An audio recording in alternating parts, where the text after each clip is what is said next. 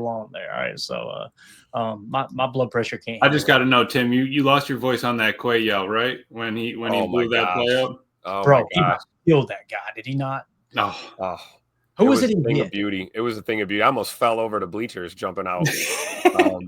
I was so hyped for him, man. He played well. Carrington played really well. Yeah. He got juked by Saquon Barkley, added to the list of defenders who get juked by Saquon Barkley. Please shut up about it being Carrington Valentine's fault that we lost the game. That's not true. Tim, and on that play, 3rd and long, 3rd and 8, right? Which is considered 3rd and long. Yep. 3rd and long, you blitzed. And you left Carrington on an island outside with Saquon and 10 yards of space in between them. Yeah. Find me the cornerback that's going to stop him short of that first down. I'll wait.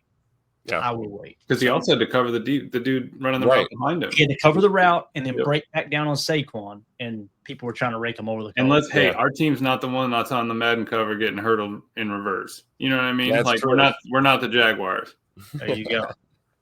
Duval. All right. So PFF grades, updated team grades. The Packers are still the 6th highest graded team according to PFF. If people disagree, I completely understand. I'm not trying to cause an argument there. I'm just giving you guys the information, and we will talk about it all. Okay. Offensive grade. Overall, the Packers are 12th at 74.9 on the season. So just outside of the top 10. To me, that feels about right. Right. I think they're definitely top 15 offense, even with all the struggles, all the injuries.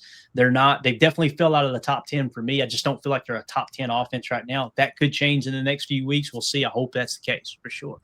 And then defensively, they are the 4th highest graded at a 78.4. We won't dive into all those little nuances of each of those, but just want to lay those out. How do y'all feel about that before we get to Jerry's comment? Thank you, Jerry. 6th overall, right? And it was 12th overall in offense. And then defensively, they were 4th overall in defensive grade. How do y'all feel about those grades there? Still love my Packers. I feel good. Yeah. A lot of ball left, man. A lot of ball left. I'm there with Tim, man. I think we're totally fine. Ross Tucker on his rankings had us at 13, ahead of the Bears and the Vikings and all that. So good shape there. Lions ahead of us. But until we get into December and we start seeing them play December football, I'm not completely worried about where we land. As long as we're closing in on top 10, inside of the top 10, once you hit December, I think we'll be in good shape. Matt LaFleur is great in December. I think that's what's important, is playing your best ball at the end of the season as you're going into that stretch. And I think that if there's issues in December, okay, I'll start having the conversation if you want about Matt. But I think until then, you kind of need to lean off the dude. Right. Yep. And Jerry with the super chat says it's as if no one can remember the last 8 games of 2023. Great coaching, great playing. It's such a good point. You guys remember the first half of 2023, how they struggled like crazy, right?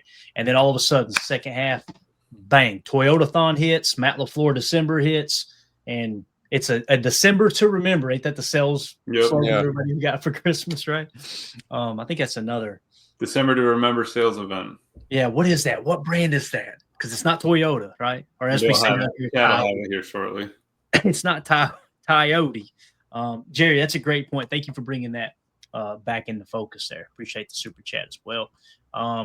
Here's a great point by Jeffrey. Chicago fired Lovie Smith after an 8-8 season. They still haven't recovered. It's a great point. That's so true. Yeah. Spot on. And Chicago's playing good right now, boys, but also they've been gifted a few. We're going to find out these next 4 weeks. We're going to find out if Chicago's real or not. Right now, I'm not telling anybody else they have to. I'm tipping my cap going, you know what? They're figuring out ways to win ball games, whether the other team is playing horrible down the stretch or not. Lexus, there it is. Bates looked it up. Of course, you know it with the big bow on it. They so it is Toyota. Drive all the way up the mountain in the cabin in the woods in the snow. Yeah. Is that right, Tim? Is Lexus the Toyota? Is a Toyota brand, if I'm not mistaken. Oh, it is. Yeah, that's let me that's the Acura for your Honda right there. Yep, there you go. Toyota is the Lexus for us broke rednecks. That's what buddy. I got me a Lexus. That's right. It's called a Toyota. All right, let's move it along here now. I like real quick what Too Old for This said here. I'd be way more worried about this team with anyone other than Matt LaFleur as head coach right now. I think that's a valid point. Amen to that, man. Amen. And again, I'm not absolving Matt LaFleur as if he shouldn't be on the hot seat at any point, right? I said last night, if you miss the playoffs and your offense falls out of a top 15 ranking, probably need to start having a conversation. Not this year, but going into next year, boys, if we have a season like that again, yeah, there's a problem. The team's not responding now, right? Yep. We got to really think about it, but it's way too early. Way too early, in my opinion. So these are the same conversations that were being had, as Jerry pointed out, in the first half of 2023. That's right. So, all right. Let's jump into the offensive PFF grades here from this particular game. Actually, this is not this particular game, is it, boys? I about screwed up there. Let's go. I was about to give y'all some fake information. So in the Philly game, overall, 60.3. All right. Offensive grade, 63.4. Tim, they're smoking crack. The defensive grade was a 53.3. How did the defense grade out worse? Can't wait to see what Quay grades out at. Emilio, is that a wild grade to you, or is that just me? Crackhead. There you go. You got hold to the wrong stuff. That's it, man. That's all. That's wild, right? Like what? How does that make sense? It doesn't. I've got no words. Okay. I am without speech. There you go. All right. So let's start with the offense, okay? Offensively. So actually, you know what? Let's start with defense. I apologize. Let's start with And defense. these numbers did move around a lot from last night. Right. I noticed that Micah's went down, and I felt a little bit better about my take last night. Yeah. Oh, no. And I'm happy you were, because I said, hey, he was 89.7 last night. What changed? Do you think a supervisor came in and said, boys, that redneck on PTA, man, he called y'all out. We better straighten this out. That's exactly it. Yeah. So defensively, let's start there, and then we'll get back to the offense since we kind of already pressed into the defense. Why did they grade so low? First of all, Baron Sorrell, only 7 snaps. I wish it had been 72 snaps, right? Yep. 84.8. He made a couple plays there that you can see, like, okay, I think we got us one there, guys. I think that's a guy that we're not going to miss JJ Enagbare if he does hit free agency and we get outbid there. I think Baron Sorrell is going to jump right in there with a healthy Brenton Cox Jr. and hopefully a healthy Colin Oliver next year. And that's going to be kind of your backup rotation in the edge room. But again, 84.8. Carrington freaking Valentine. How about that Kentucky Wildcat? Let's go. All 63 snaps, 79.4 with an 81.5 coverage grade. The dude belongs. How many times are we going to see it? I know this. How many times are we going to say it? I feel like I've been saying this for 18 months. Yeah. I hate to play Monday morning quarterback, but that's what we're supposed to do as podcasters, right? Imagine you can go back to free agency, and imagine you don't sign Aaron Banks, you sign Drew Dahlman as center, like we said. We did say that on this show. We wanted Drew Dahlman, right? Yep. And also, we didn't understand the Nate Hobbs signing. However, when we broke it down, it's like, okay, they must be looking to move Bullard back to safety or something. Maybe they don't think Bull is a slot. They did not do that. They just completely flipped Hobbs outside, and he hasn't looked comfortable, but he hasn't been healthy. Imagine if you take those 2 free agents off the table, you sign Drew Dahlman, E stays at left guard, and now you got that extra depth, and you got a solid center there. He's in Chicago, I believe, is who went and picked him up. Mm-hmm. Feeling a lot better. And now Carrington is on the field the entire time. And listen, we showed the clips, whether he's healthy or not, of Nate Hobbs getting burned several times this year. You save that money. You probably get a net gain there between not signing Banks and not signing Hobbs and only getting Dahlman. Because I think he did get more than what it was. The projected market was like $6 million per or something. He got way more than that. But nonetheless, wouldn't we feel a lot better? Or do y'all disagree with that? I mean, hindsight's 2020, right? I Absolutely. think we probably would be feeling a little bit better if it panned out that way at this point in the season. I think we all agree that, I'm not going to bash Elton Jenkins, but the center play was a little bit underwhelming, a little bit less than we expected, actually, I think. And maybe that's, my own fault for having super high expectations, but I thought we'd get a little bit more out of Big E there, but him at left guard is that's been a tried and true spot for him for the past number of years. So I'm not opposed to him going back there if he is in fact healthy in a few weeks. Yeah, right. With you on that point, Tim, and yeah, Carrington.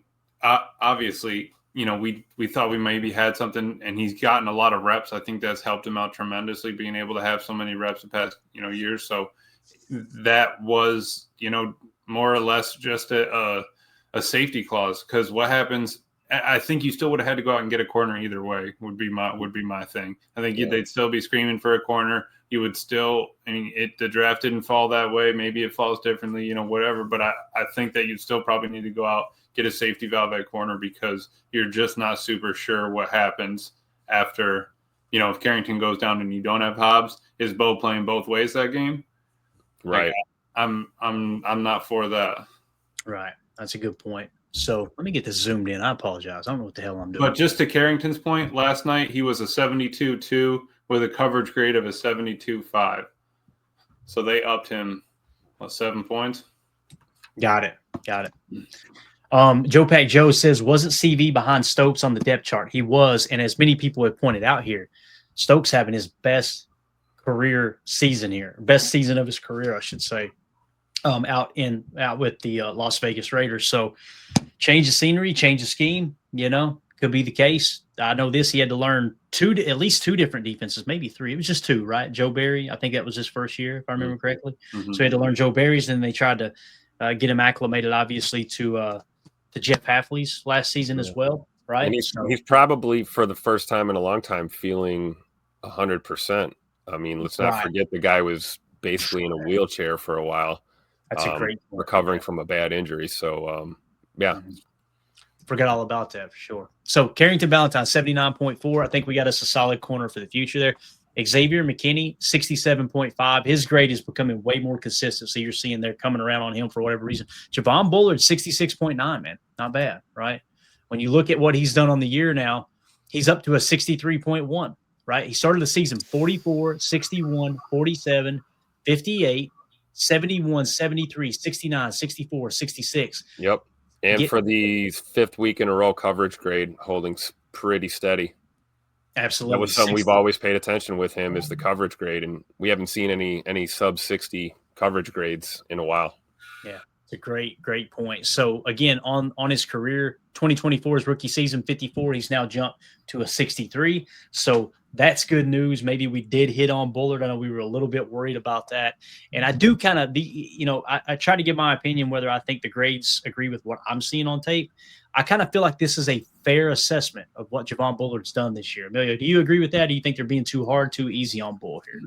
No, I think Bull's making those progressive steps, getting better. I do think. I mean, I always had faith the other day of that clip of him at the back of the end zone when he was in Georgia and he hit the Florida player.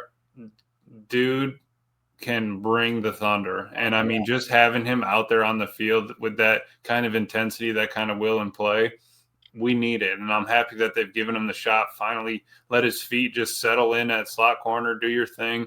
And he's getting, I think, a perfect amount of reps. Yeah, he played, his best game was the 61 snaps, but the other ones right around 40 snaps, keep him out there. He's still playing, some of the special teams, and he's got to be out there because he's physical. So I'm super happy with Bull. I think they're giving him a decent grade. Just keep being consistent as you're climbing into December.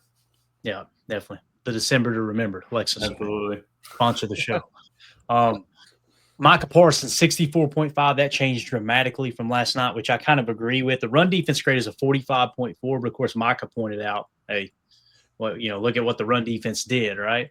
Katano Ladapo only one snap. Zane Anderson only one snap. Kingsley Nibari, 33 snaps, 59.7. Keyshawn Nixon, 57.5. I felt like Key played pretty good. Me too. Yeah, Me too. I definitely thought he stepped up compared to last week's performance. I thought K9 had a great game. I don't get the low grade.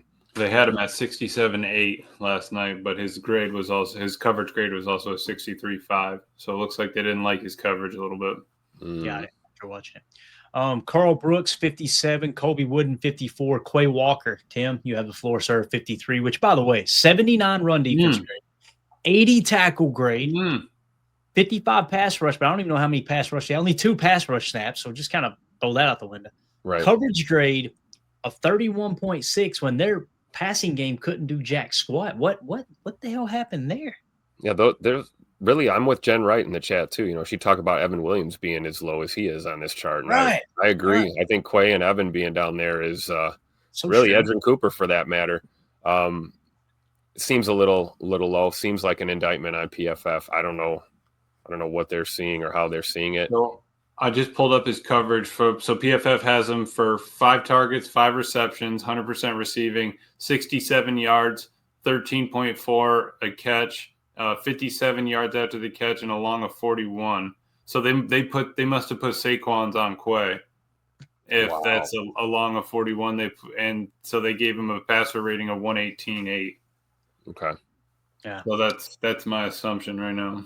Got it. J. Cole says, how the hell did the defense grade out this bad? Now I know a pizza delivery driver graded this game. That cracked me up when J.J. Watt. That was J.J. Watt that broke that news, right? When he said, I think he said he had to take an Uber from the airport to a game or something. He said, and the guy said, oh, yeah, I work for PFF. I actually grade some of the game. An Uber driver is grading the tape? What are we doing here? What are we doing? Oh, man. Yeah. They're losing credibility by the day, it feels like, man. It really does. And again, that's not the guy. Devontae Wyatt, I felt like had a good game. What the hell happened here?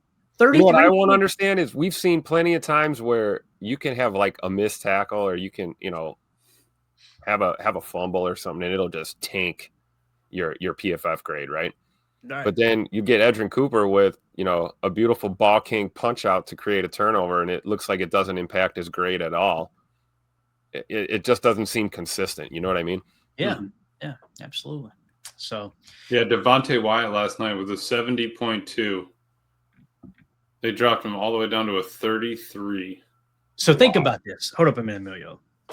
So I'm assuming, and I don't work for PFF, obviously, nor do I play a PFF employee on TV. I'm assuming that at the end of the game, whoever graded the tape first said, here's my grade for it, right? And they said they had a what? They had, for Devontae Wyatt, a 70.2, 75 run defense, 70.3 tackling, 63 pass rush, 60 coverage.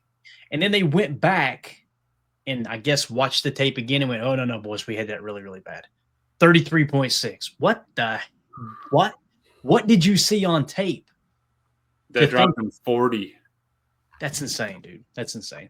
If they were smart, they would stop doing the prelim grades because it makes them look like absolute jackasses. It really does, man. So, yeah. All right. There's your defense. Anything else you guys want to hit on defense? Is there any other player here that you want to highlight, talk about, anything at all? Anybody stick out to you here? No. Keyshawn. I'm going to bring up Keyshawn again. Our corners have been getting a lot of heat. And, as great as CV played, I thought that Keyshawn played some really good snaps for us last night. I remember screaming for K9 more than one time in those stands last night. A couple nice PBUs and, what's his tackle grade? Yeah, 79 tackle grade, tackling well. I thought it was a good bounce back game for Keyshawn. I agree. I thought he looked aggressive. I thought he played pretty well. Now, that 3rd and long that he gave up, it's a tough look, right? He's got to play that leverage and not get beat over the top, and they just get hit. That felt like more of a bad call than anything Keyshawn did because he's got to flip his hips. You can't let Devonta Smith run right by you there, right? So you're kind of on an island out there, and I'll have to go back and watch the end zone cam and see if they fired a blitz there because that's what happened, getting Carrington out there in space, obviously with Saquon Barkley later on. So 2-0 for this says PFF equals pounding freaking Fenty. So there you go. Probably makes a lot of sense. So you guys, let us know if you're watching this video back later. Let us know in the comments what you think about the defensive PFF grades. Do you agree with them? Do you disagree with them? Is there a player you thought played well that graded out low and vice versa? Let us know in the comments. And also hit that subscribe button, click the bell icon so you're notified when we go live here in the future. We please appreciate y'all hanging out with us.